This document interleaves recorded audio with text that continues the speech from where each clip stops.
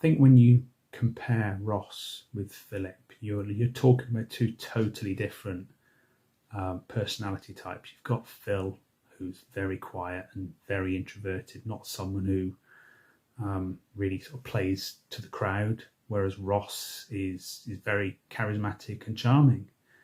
And Ross understands the effect of having the crowd on your side, in that it can give you that little bit of extra strength or stamina or that extra desire just to keep fighting for a few more seconds.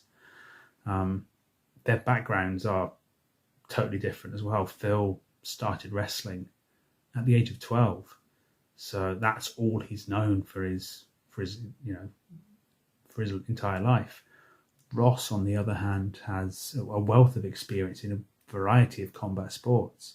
He's a black belt in judo. He's competed in multiple mixed martial arts events, and now he's trained as a wrestler, and he's got his own wrestling school for youngsters. Their early careers in PCW as well couldn't be further apart. Phil arrived on the scene without any kind of fanfare, just competing in matches, wrestling as many different people as he could, gaining experience off of each one. Ross, on the other hand, explodes onto the scene in the Who Dares Wins Rumble. And as soon as he gets in the ring, he goes straight after Rene Dupree, a former WWE champion.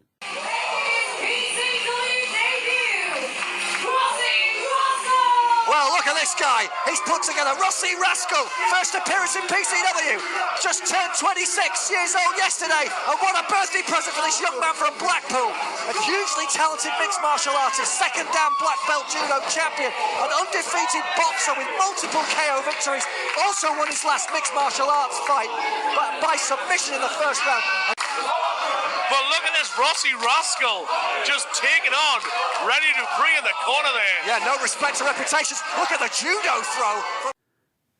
Everywhere Ross went, he was followed by the legions of the Little Rascal fans, an extremely vocal section of the audience that you cannot ignore with their brightly coloured Rossy Rascal t-shirts. I mean, the similarities are that both are star pupils, graduates of the PCW Academy, and the last few months has seen an epic rivalry between the two of them. One of the most intense feuds that you'll ever see in wrestling.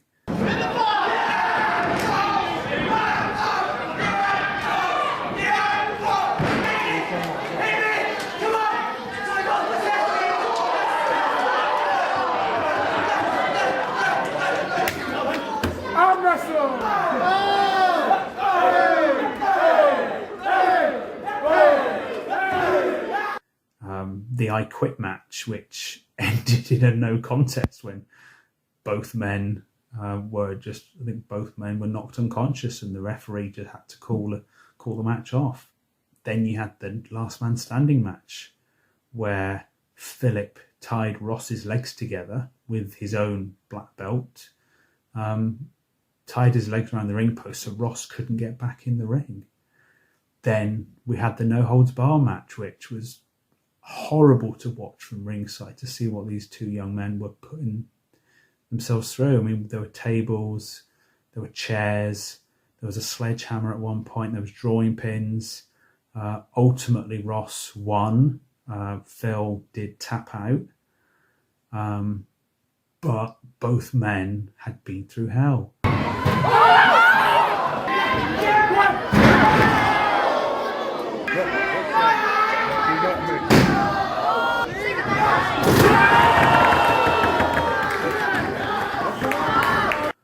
And after that match, Tom McManus, PCW commentator, comes out, and I don't know if anyone in the room was able to hear this. I was right at ringside, so I heard everything. And Tom got in the ring, crouched down next to Phil, and just said, "From now on, we do things my way." So I don't know how long Tom had been in Phil's ear, trying to advise him. When it comes to the Cruiserweight Championship, Phil has had many opportunities, many title matches, but he's never been able to beat the champion. He failed against Tel Bannum. He failed against Dave Birch.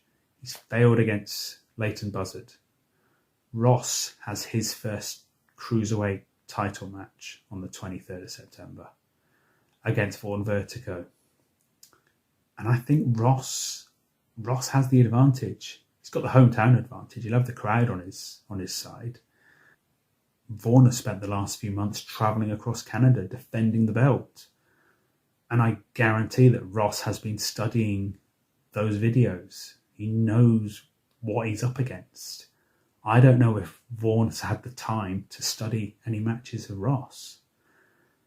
And then regardless of who wins that match, the next cruiserweight title match is on the 8th of October. And the champion will be defending against Philip. So that could be Vaughan, that could be Ross.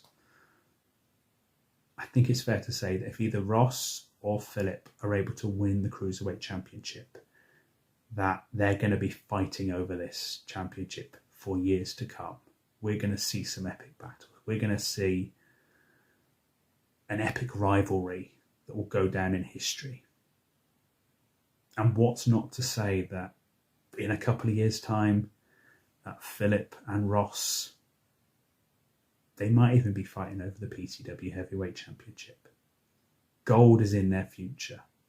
How often the title changes hands, that remains to be seen. But it's going to be fascinating to watch.